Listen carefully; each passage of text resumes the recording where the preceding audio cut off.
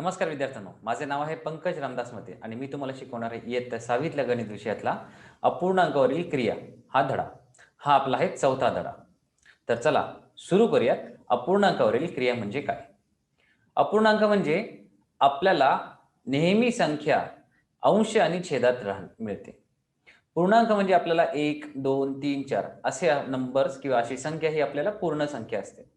परंतु जर आपल्याला 1/2 किंवा 3/5 याचाच अर्थ आपण 1.5 किंवा 2.5 अशी जर आपल्याला उत्तरे किंवा संख्या मिळत असेल, तर त्यांना अपूर्णांक असे म्हणतात.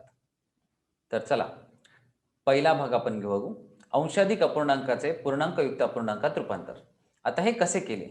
तर समजा आपल्या घरी 2 मुले आहेत आणि त्यांना हे सफरचंद द्यायचे आहेत. इथे सफरचंदाची संख्या लिहिली. पहिले 6, नंतर 4, नंतर 1, नंतर 7. आता ही मुले किती आहेत? तर मुले आहेत 2. त्या 2 मुलांमध्ये जर सफरचंद 6 वाटायचे असेल तर काय करावं लागेल? तर आपण 1-1 दोघांना देतो, नंतर अजून 1-1 देतो आणि नंतर अजून 1-1 देतो. याचा अर्थ काय? 30 सफरचंद ह्या मुलीला गेल्या आणि हे 3 सफरचंद ह्या मुलाला गेले. तर एकूण प्रत्येकाला किती सफरचंद मिळाले? तर प्रत्येकाला 3-3 सफरचंद मिळाले. तर भागाकार करणे इथे बघू शकता. इथे आपण 6/2 हे भागाकाराचे चिन्ह आहे. भागाकार करण्याचा अर्थ असा, की प्रत्येकाला किती सफरचंद मिळतील याचे आपल्याला उत्तर मिळते. आता आपल्याकडे 4 सफरचंद असतील तर काय करावं लागेल? तर 2 सफरचंद हिला जातील, 2 सफरचंद याला जातील. म्हणजेच आपल्याला उत्तर भेटेल 2. तर आपल्याला जी उत्तरं भेटतात ते पूर्णांकात भेटतात. परंतु समजा जर आपल्याला उत्तरे अपूर्णांकात भेटत असतील तर? म्हणजेच कसे? आपल्याकडे समजा एकच सफरचंद असेल आणि दोघांमध्ये वाटायचं असेल तर? तर आपल्याला त्या एकाचे 2 तुकडे करावे लागतील. तर अर्धा तुकडा हिला गेला, अर्धा तुकडा याला गेला. म्हणून आपलं उत्तर भेटते 1/2. आता आपल्याकडे 7 सफरचंद असतील तर काय करायचंय? तर आपल्याला 3.5 सफरचंद हिला जातील आणि 3.5 सफरचंद हिला जातील. परंतु आपल्याला अपूर्णांकामध्ये जर लिहायचं असेल तर कसे लिहू? आपण त्याचे उत्तर 7/2 असे लिहितो. तर याच्यावरून समजून घ्या आपल्याला अपूर्णांकात जर उत्तर लिहायचे असेल तर कसे लिहायचे आणि पूर्णांकात उत्तर लिहायचे असेल तर कसे लिहायचे. आता या सर्वांचा अभ्यास आपण एका उदाहरणातून घेऊ. समजा 7 सफरचंदे 2 जणांत समान वाटल्यावर प्रत्येकाच्या वाट्याला किती सफरचंद येतील? तर लक्षात ठेवा आपल्याकडे सफरचंदे आहेत 7. आपल्याला किती जणांमध्ये वाटायचे? 2. तर आपल्याला पहिले माहिती पाहिजेत. आपल्याला 7 ला 2 ने भागायचे आहे. म्हणून आपण 7/2 लिहितो. आता 7/2 याचा अर्थ 7/2 हे आहे आपले भागाकाराचे चिन्ह. मग आपण 7/2 कसे लिहितो? तर आपल्याला यामध्ये समजून घ्यायचे भागाकार करतात कसा? तर यामध्ये वेगवेगळ्या गोष्टी असतात. त्या म्हणजे भाजक, भाज्य, भागाकार आणि बाकी. भाजक म्हणजे जो छेदामध्ये असतो तो. भाज्य म्हणजे जो अंशामध्ये असतो तो. तर अंशाला नेहमी या छेदाने भागायचे असते. तर आपल्याला पाहायचे भागायचे कसे? तर 2च्या पाड्यामध्ये 7 किंवा 7 पेक्षा छोटी कुठली संख्या येते का? तर आपल्याला माहिती आहे बेत्रिक 6. कारण 2 ला जर 3 ला गुणले, 2 ला जर 3 ने गुणले तरच आपलं उत्तर 6 येते. म्हणून आपण 3 ने भाग गेला असे म्हणतो. तर 2 गुणिले 3 आपल्याला उत्तर आले 6. तर आपला भाजक इथे आपला 3 ने गुणाकार गेला म्हणून आपला भागाकार 3 आला आणि 6 इथे लिहिला. तर 7 वजा 6 केला तर आपल्याला उरली 1. तर ही असते बाकी. तर याचं उत्तर कसे लिहितो? तर आपण पहिले लिहितो भागाकार. त्यानंतर लिहितो आपला बाकी आणि छेदमध्ये लिहितो आपण भाजक. म्हणजेच 3.1/2 असे याचे उत्तर असते. आता पहा, आपण भागाकार करताना भाजकापेक्षा बाकी कमी कशी येईल याची काळजी घ्यावी. म्हणजेच काय? आपण पाहिले आपला जो भाजक होता तो होता 2. आपली बाकी आली 1. आपण त्यापुढे भागाकार का नाही केला? कारण आपली जी बाकी आहे ती आपल्या खरं तर भाजकापेक्षा छोटी आहे. जर भाजका इतकी किंवा भाजकापेक्षा मोठी असेल तर आपण पुन्हा भागाकार करून पुढे जाऊ शकतो. त्यामुळेच पूर्णांकयुक्त अपूर्णांकाच्या अपूर्णांकी भागात अंश छेदापेक्षा लहान येतो. आता या पुढचा आहे पूर्णांकयुक्त अपूर्णांकाचे अंशाधिक अपूर्णांकात रूपांतर. उदाहरण घेऊया. समजा आपल्याकडे 3.2/5 असा संख्या आहे आणि याचे आपल्याला अंश छेदात या रूपांतर करायचं आहे. हा पूर्णांकयुक्त अपूर्णांक. हा पूर्णांक आहे, त्यात अपूर्णांक सुद्धा आहे. तर याचे उत्तर आपल्याला अंश आणि छेदामध्ये लिहायचे. तर कसे लिहायचे? हे लक्षात ठेवा, कारण ही पद्धत आपल्याला सराव संचात उपयोगी पडणार आहे. तर 3.2/5 असे आपण लिहिले. आता काय करायचंय? तर 3ला 2/5 बरोबर बेरीज करूया. आता तुम्ही पाहू शकता 3च्या छेदात काही आहे का? नाही. आपल्याला खरं 3च्या छेदात 5 आणायचा आहे. का आणायचं याचं उत्तर मी सांगतो. तर पहिले आपण एक काम करू. 3/1 लिहिला. कारण एकाने जर 3ला भागितले तरी उत्तर आपले 3च येते. म्हणून आपण 3/1 लिहितो. जेव्हा कुठल्याही संख्येच्या खाली छेदामध्ये कुठलीच संख्या नसते, कुठल्याही अंशाच्या छेदामध्ये कुठली संख्या नसते, याचा अर्थ आपण तिथे 1 घेतला तरी चालतो. आता मला सांगा, इथे मला 2/5 आहे. तर मला इथे बरोबर छेदामध्ये 5च आणायचा आहे. कारण असे, की दोघांचा छेद जर समान असेल, तर आपण अंशाची बेरीज करू शकतो.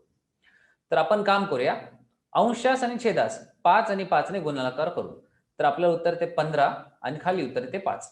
तर खाली जसे 5 उत्तर आले, तर आपण पाहू शकता इथेही 5 उत्तर आहे, इथेही 5 छेद आहे. तर दोघांचा छेद समान असेल, तर आपण अंशाची बेरीज करू शकतो. तर 3 15 अधिक 2 तर उत्तर आपल्याला आहे 17/5. तर अशा प्रकारे आपण पूर्णांकयुक्त अपूर्णांकाचे अंशाधिक रूपात किंवा अंशछेदात रूपांतर करतो. तर चला, ही पद्धत घेऊन आपण आता आपला सराव संच सोडूया. सराव संच 9. पहिला प्रश्न, अंशाधिक अपूर्णांकात रूपांतर करा. म्हणजेच काय? आपल्याला प्रश्न आहे 7.2/5. तर मी म्हटल्याप्रमाणे पहिले 7 अधिक 2/5 लिहा. 7ला 1 ने भागा म्हणजे 7/1 लिहा आणि मग इथे 5 कसा येईल याचा प्रयत्न करा. 5 का येणे महत्वाचे आहे? कारण इथे पुढे 2/5 आहे. 2च्या छेदास 5 असल्यामुळे आपल्याला इथे सुद्धा छेदमध्ये 5 लिहावे लागेल. तर काय केले? आपण वरती आणि खाली 5 ने गुणाकार केला. तरच आपल्याला खाली 1 गुणिले 5 हे उत्तर 5 येते. दोघांचाही छेद जर समान झाला तर आपण अंशाची बेरीज करू शकतो. तर आपल्याला उत्तर भेटेल 35/5 किंवा 35/5. तर दोघांचा छेद समान झाला तर 35 आणि 2 या दोन्ही अंशाची आपण बेरीज करून आपल्याला उत्तर येते 37/5. आता आपण बघूया दुसरे उदाहरण.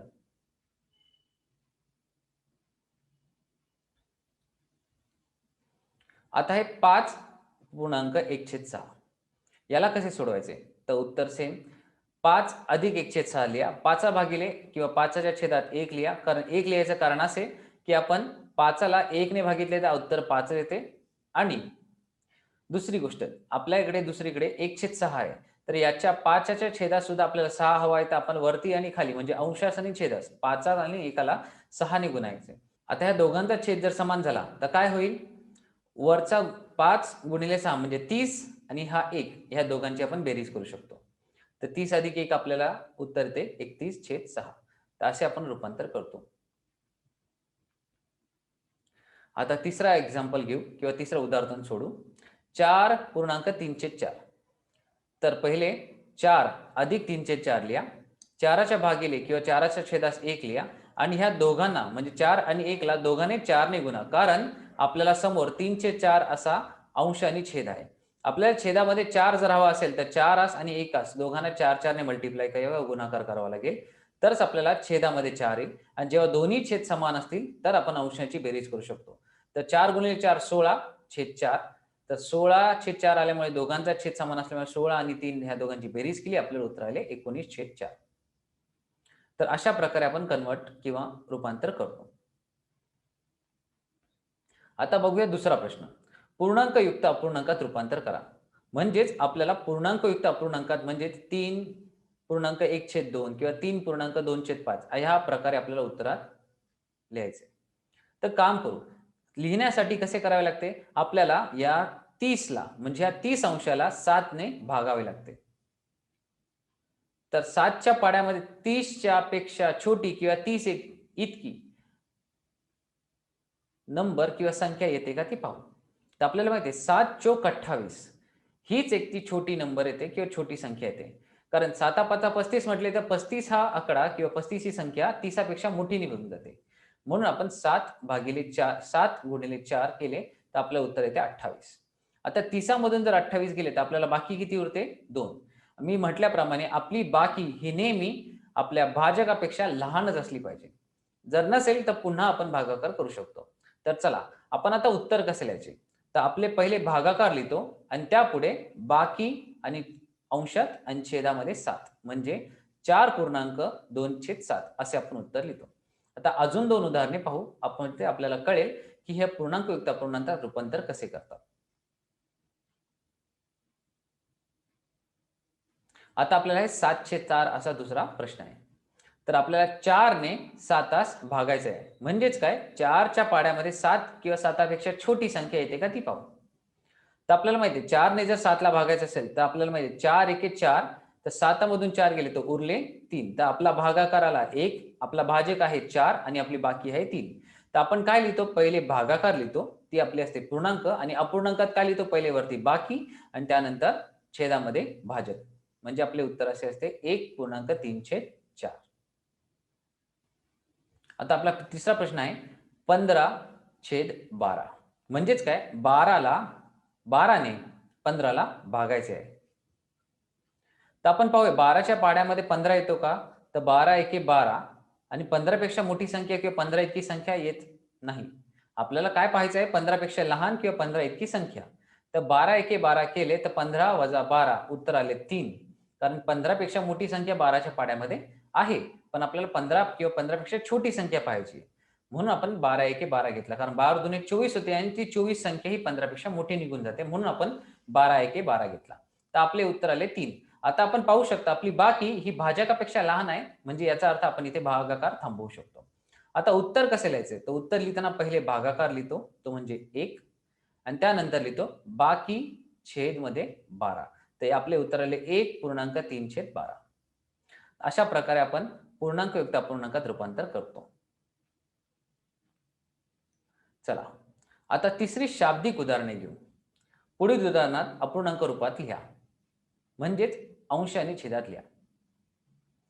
प्रश्न असा आहे, 9 किलोग्राम तांदूळ 5 जणांत समान वाटले तर प्रत्येकाला किती किलोग्राम तांदूळ मिळतील.